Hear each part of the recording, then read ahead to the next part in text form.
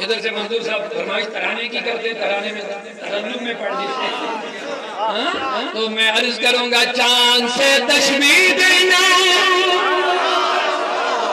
چاند سے تشبیہ دینا یہ بھی کیا انصاف ہے، ارے چاند میں کوئی داغ ہے چہرے میں بھی صاف ہے۔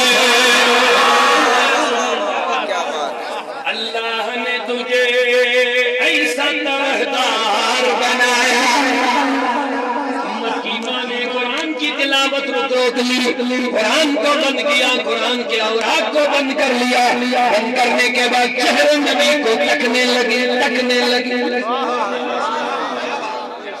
توجہ مجھے لگ رہا ہے ماشاءاللہ ہو گئے انشاءاللہ۔ اب آپ حضور سے جب چھوٹ گئے تو کہیں سے کہیں نہیں جائیں گے انشاءاللہ۔ ایک دن حضور ذرا گھر لیٹ آئے، عشاء کی نماز ہو گئی، ذرا لیٹ آئے۔ امت کی ماں عائشہ صدیقہ اس دن اس رات حضور کو انہی کے پاس جانا تھا۔ امت کی ماں نے کہا حضور آج ذرا لیٹ ہو گئے، باقی اہلیوں کے پاس جب جانا ہوتا تو جلدی آتے، آج لیٹ ہو گئے۔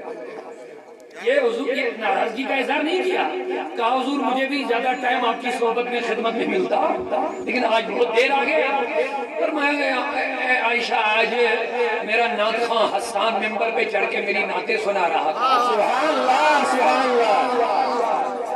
مسجد نبوی میں شاعر اسلام مداح رسول حضرت حسان بن ثابت ممبر پہ چڑھ کے آج نعت پڑھ رہا تھا، سب مست ہو گئے، میں بھی بیٹھا رہا سنتا رہا، اس لیے دیر ہو گئی۔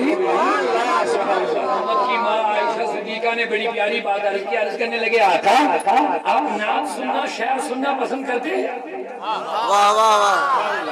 فرمایا جب اچھا ہو تو سننا پسند کرتا ہوں۔ تو امت کی ماں عائشہ صدیقہ کہنے لگی آقا پھر مجھے اجازت ہے میں بھی 2 شعر پڑھوں؟ پورا مجمع پہلے سبحان اللہ، میں بھی 2 شعر عرض کروں؟ تو میرے نبی نے فرمایا عائشہ آپ کب سے شاعرہ بن گئی ہیں؟ آپ شاعرہ کب سے بنی ہے؟ تو اس وقت کا بڑا پیارا جملہ عائشہ کا یاد رکھو، مزہ آئے گا۔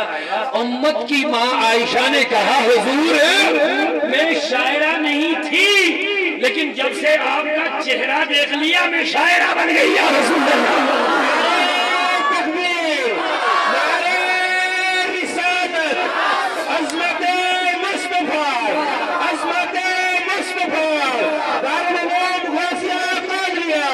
اللہ نے تجھے ایسا طرحدار بنایا۔